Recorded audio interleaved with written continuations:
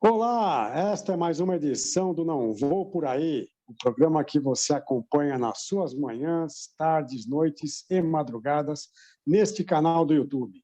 Eu sou o Zeca Marques e, como de costume, estamos aqui com os meus amigos Eduardo Trench, Milton Lara e hoje João Manuel, substituindo o Sérgio Mota, que fugiu da discussão quando soube do tema que nós iremos discutir hoje. O tema, aliás, é rivalidades. Eu não sei porque o meu irmão Mota não quis participar aqui com a gente. Rivalidades geográficas, rivalidades clubísticas, cidade contra cidade. E tudo porque Milton Lara ficou indignado no programa passado quando eu fiz uma alusão ao Rio de Janeiro, uma comparação com São Paulo. Então, acho que esse pode ser o primeiro ponto de partida, né?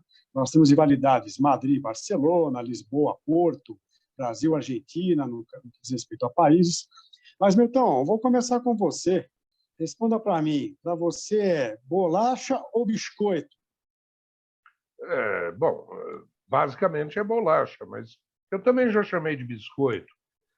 Existe uma característica importante quando a gente fala dessas coisas, que certas expressões que são mais comuns em uma ou em outra cidade, nem por isso deixam de ser conhecidas na outra cidade. A minha referência é paulistana, eu uso muito os termos aprendidos aqui, a forma de falar daqui, mas, assim, o que me revolta e o que me revoltou na semana passada ou retrasada não foi uma referência de diferenças entre Rio e São Paulo. Foi uma referência pouco elogiosa a São Paulo. Eu não posso aceitar referências pouco elogiosas a São Paulo e procuro, na medida do possível, não fazer referências pouco elogiosas ao Rio de Janeiro. Reconheço o Rio como uma cidade maravilhosa, mas, assim, reconheço que São Paulo é fantástica. Então, fico por aí. Bom, então não precisa nem dizer o quanto você admira a Revolução Constitucionalista de 1932. Você é um paulistano da gema, Milton Lara. Sim, sim, e foi uma revolução constitucionalista, ao contrário do que Getúlio Vargas, aliás, eu já discuti isso com você alguns anos atrás. Getúlio Vargas propagou a ideia de que São Paulo queria se separar, e nunca foi verdade. São Paulo fez uma revolução exigindo Constituição. Sim, foram heróis, sim, sou paulista, sou paulistano, tenho orgulho disso, mas, assim, procuro me conter, na medida do possível, reconhecendo a grandeza não só do Rio, como também de outros estados. Muito bom. Dado Trench, o que você pode acrescentar aqui? Não sei se você quer ficar entre Rio e São Paulo, né? Mas fique à vontade aí para discutir outras rivalidades geográficas, políticas, culturais e econômicas. Olha, eu acho tudo muito divertido, né? Desde que seja uma diversão, eu acho ótima essa rivalidade. Acho que ela é boa para cada uma das cidades. Eu gosto desse quando começa a ter essa fervura, né, entre os locais. Óbvio que você não pode passar de alguns limites, porque sai de uma coisa que é uma brincadeira e passa normalmente para uma coisa vira violência, né? Então esse é o ponto que a gente tem que sempre tomar cuidado. Mas essa rivalidade Rio-São Paulo, o Rio tem coisas maravilhosas, São Paulo tem coisas maravilhosas e no fundo eles se complementam, né? Mas tudo parte do ser humano, né? Quem faz essa rivalidade, obviamente, é o ser humano que quer mostrar alguma coisa que o seu lado é melhor do que o outro. Então, os argentinos querem mostrar que a Argentina é melhor, que o Brasil quer mostrar que é melhor que a Argentina, o Rio e São Paulo, como você falou, Madrid e Barcelona, e você vai levando a vida por aí. Mas eu acho que a gente tem uma criatividade sensacional e as coisas que vão surgindo são inesquecíveis, às vezes. Né? São fatos que você fala, não é possível que alguém está levando a rivalidade a esse ponto. Mas eu vou deixar de novo aqui, muito bem marcado, que essa rivalidade tem que ser uma rivalidade amigável, vamos dizer assim, né? Divertida, para a gente poder rir um do outro e não levar isso a sério, como às vezes você leva isso no campo de futebol, etc. e tal, porque eu acho que isso não vale a pena. Eu acho que você gritar pelo seu time, dizer que o Brasil é melhor, que os argentinos não são de nada, etc. e tal, eu acho muito legal, como também acho legal os argentinos falarem da gente, mas morre por aí, né? Acabou a gritaria, cada um vai para sua casa, tal. Eu tenho excelentes amigos do Rio, tenho excelentes amigos que são do Rio e moram aqui em São Paulo, amigos de São Paulo que moram no Rio, e no final todo mundo se dá bem, todo mundo gosta um do outro, e essa rivalidade realmente é muito mais midiática e etc. e tal, do que propriamente ela existe em si, né? Muito bom. O Milton Lara não comentou o lema, que inclusive faz parte, né, o lema institucional de São Paulo, que está na bandeira paulista, que é non duco orduco, não é isso, Milton Lara? Sim, não sou conduzido, conduzo. Né? Isso. Então tem a ver com aquela ideia do pioneirismo paulista, a locomotiva da nação e essas criações históricas que fazem com que São Paulo esteja sempre na proa econômica do Brasil. Mas veja, existe aí, se a gente for analisar, tem condicionantes históricas que marcam a rivalidade, por exemplo, entre Rio e São Paulo. São Paulo era uma pequena aldeia até 1900. Era um lugar esquecido, tinha importância geográfica, estratégica, mas não tinha importância nenhuma como cultura no país. Enquanto que o Rio era a capital do Brasil e pujante, forte, com a presença do governo federal, a presença da corte, que veio anteriormente, etc. e tal. Ocorre que São Paulo, talvez pelas condições climáticas, por ser mais ameno o clima, atraiu muitos estrangeiros. Em 1900, aliás, 10 anos antes, 1890, a população de São Paulo era de 300 mil habitantes. Em 1910, a população chegava a 1,1 milhão, basicamente com estrangeiros tendo vindo para cá e basicamente com italianos tendo vindo para cá, o que promoveu a industrialização e gerou uma loucura, porque inverteu-se o papel econômico. São Paulo passou a ter um papel muito importante e, nessa época, acirra-se a rivalidade, porque os artistas e intelectuais, jornalistas do Rio de Janeiro, passam a se sentir, eu não diria ofuscados, mas desafiados por São Paulo. E você encontra uma série de frases imbecis se referindo a São Paulo de forma depreciativa. Fato é Milton Lara. Oi? Não, só querer passar aqui para o João Manuel, que precisa falar, mas a vinda de imigrantes para cá não foi apenas por causa do clima mais ameno. É que São Paulo desenvolveu uma cultura cafeeira, que é o que motivou a chegada de italianos, japoneses, espanhóis a partir do século XX e no final do século XIX. Né? Então, todos vieram atrás de melhores condições de trabalho e de renda. Né? Mas conclua para eu passar para o João Manuel, que eu quero saber se o João Manuel, nessas rivalidades, ele é mais Ivete ou Claudinha. Eu ocupei um pouco mais o espaço, porque o espectador precisa saber que o João Manuel está com Covid e ele pediu para ser acionado com uma certa calma, porque ele não está muito animado para falar muito tempo. Mas só para concluir o que eu vinha dizendo, a partir dos anos 70, quando o Rio, além de perder o poderio econômico, perde o poderio nos anos 60, perde a capital federal, a coisa muda e cada cidade ganha uma identidade. Ocorre que eu não vejo, por parte de todas as pessoas, essa mesma compreensão que o Trench falou sobre as piadas. Particularmente, à medida que você desce no substrato social, você vai encontrar arraigada essa visão antagônica. E isso me incomoda muito, de ser automaticamente traduzido como aquele modelo que está na cabeça das pessoas, e não como eu sou. Mas, basicamente, é isso. Muito bom. Ô, João Manuel, você tem que explicar aqui para o nosso público que, apesar de você estar com Covid, você não vai entrar na Justiça do Trabalho contra o programa Não Vou Por Aí. Você está aqui de livres. Exato. Até porque eu estou cercado por dois advogados. Eu ia brincar com cerceado, mas vamos deixar pela... Mas vamos lá. Eu acho que eu vou por aí mais ou menos como o Trench falou, né? Eu acho que a rivalidade, pelo menos como uma definição, né, da palavra de oposição ou de competição, né, não pode ultrapassar ali o bom senso, né, justamente apenas a brincadeira. Aqui, por exemplo, nós somos rivais, né, do time esportivo, né, do time que a gente torce. Eu sou filho de carioca, meu pai é carioca e minha mãe é gaúcha, portanto, a rivalidade toda é com a gente que nasceu em São Paulo, né, porque nós ficamos no meio do caminho aqui, né, nesse lado da família.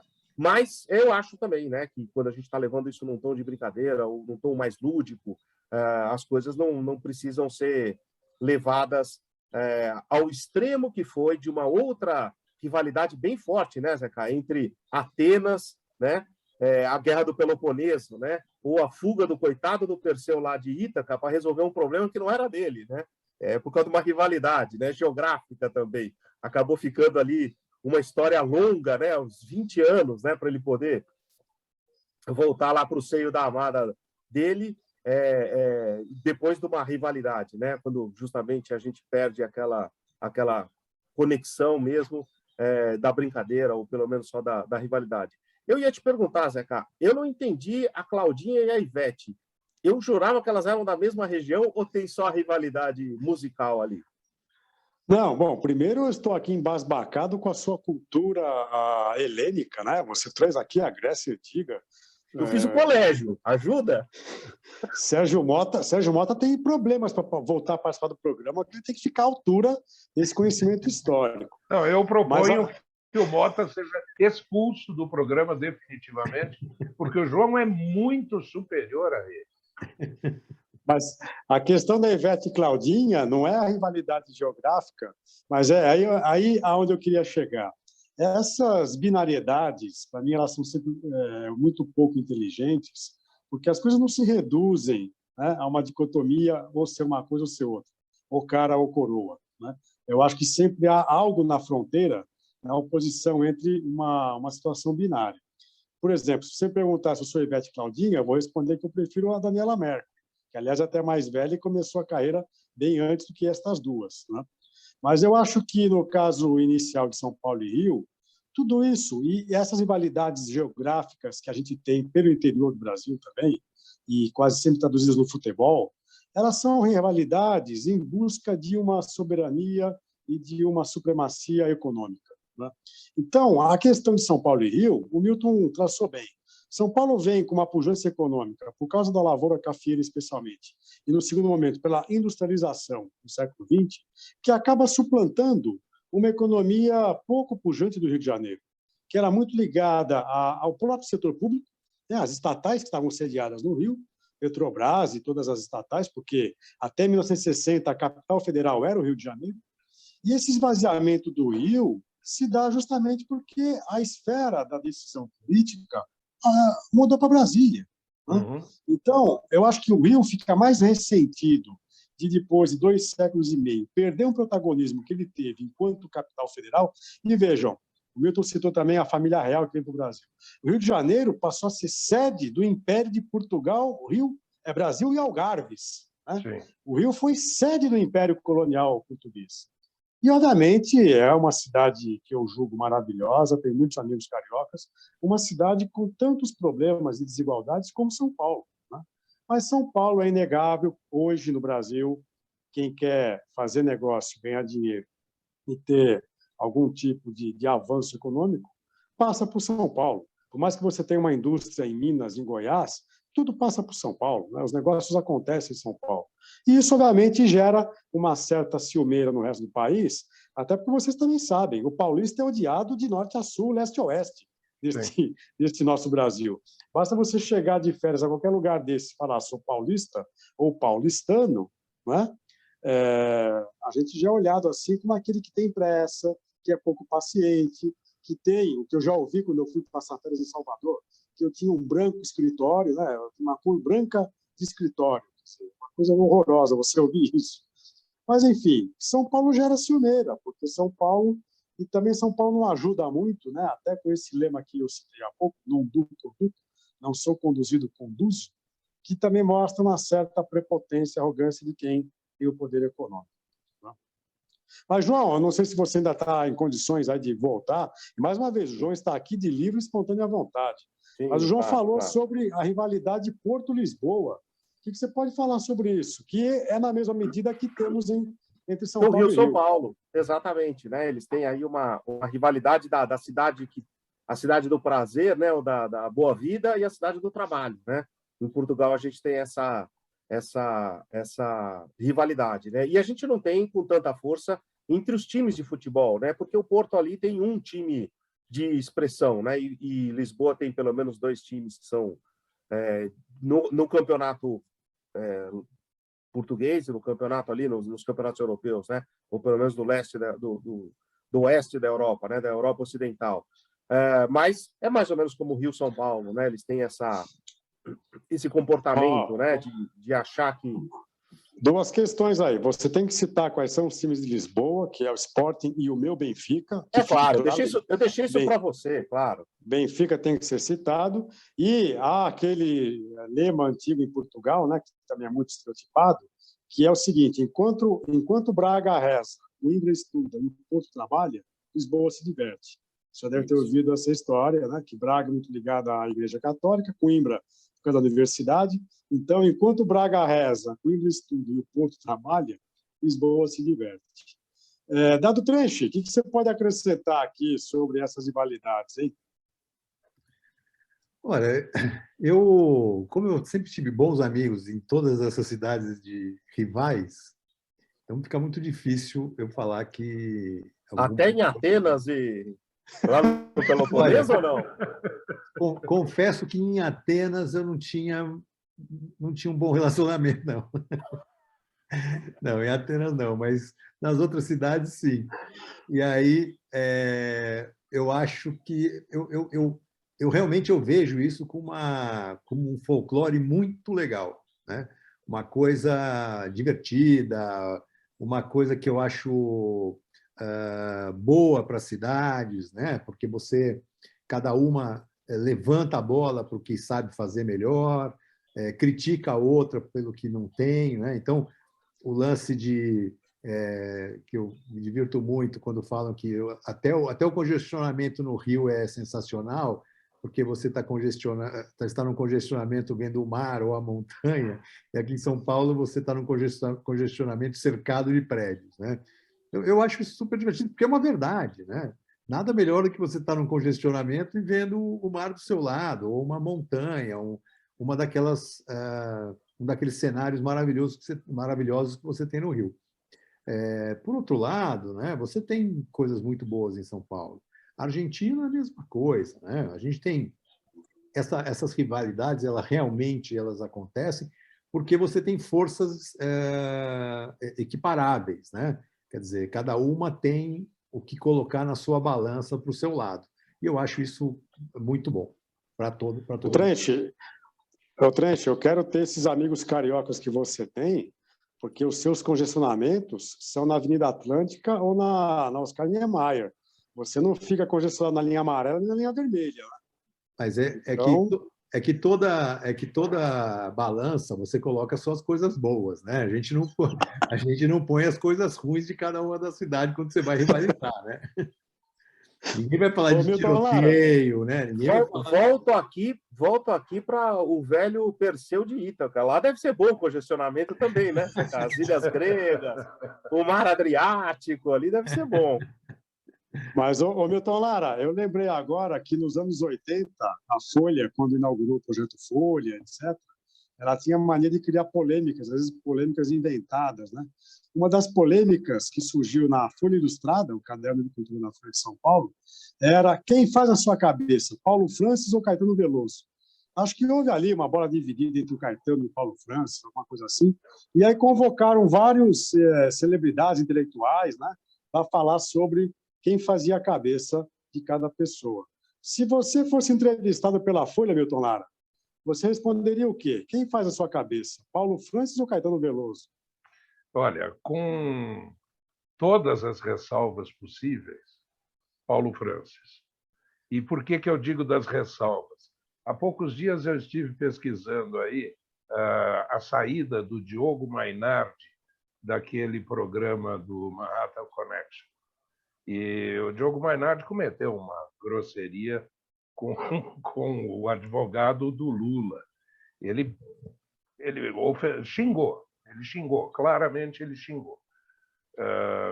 E assim, o Diogo Mainardi sempre foi uma figura polêmica e nem sempre correta naquilo que dizia, no meu entender, mas assim, neste caso específico, eu até que dei alguma razão para ele, porque o tal do Cacai, que é o advogado, estava defendendo de forma, eu diria, quase maldosa o papel do Lula.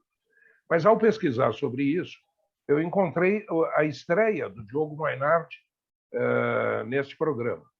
E ao lado dele estava Paulo Francis, que falou tantos absurdos que nós estamos... Talvez a gente não perceba com clareza, mas nos dias de hoje, nós estamos de tal forma alinhados com a nossa contemporaneidade que certas coisas nos soam criminosas. O que o Paulo Francis falava beirava a loucura. Era politicamente incorreto. Não, politicamente incorreto somos nós hoje. Naquela época, ele era criminoso com as coisas que ele dizia. Mas, assim, o Paulo Francis era uma figura inteligente, era uma figura que tinha uma personagem que ele criou, aquele Paulo Francis rude, ríspido, etc. e tal, mas ele tinha uma inteligência que eu não reconheço nas polêmicas do Caetano Veloso. Eu gosto muito do Caetano, gosto muito da obra musical do Caetano, mas eu acho que, num dado momento, a imprensa procurava o Caetano para dar opinião sobre qualquer coisa. E isso fez com que ele ficasse num papel chato, desgastou um pouco a imagem do Caetano. E ele, em momento algum, deixou muito claro que ele não tivesse a solução para tudo. Então, sim, eu ficaria com o Paulo Francis, embora fosse uma figura, volto a dizer, nos dias de hoje, proibida.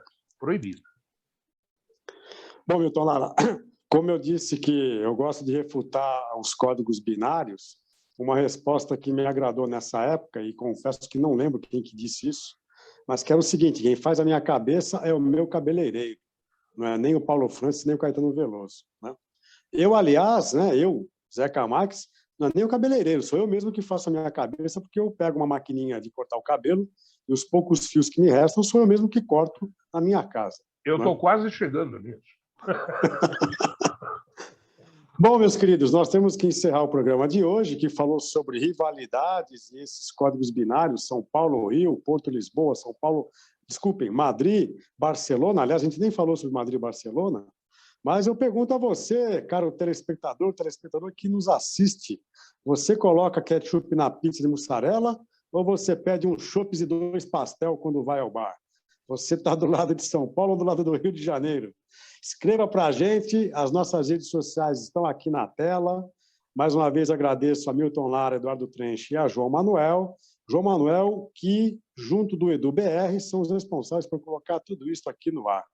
Então, até a próxima com novos temas e talvez com o Sérgio Mota. Tchau.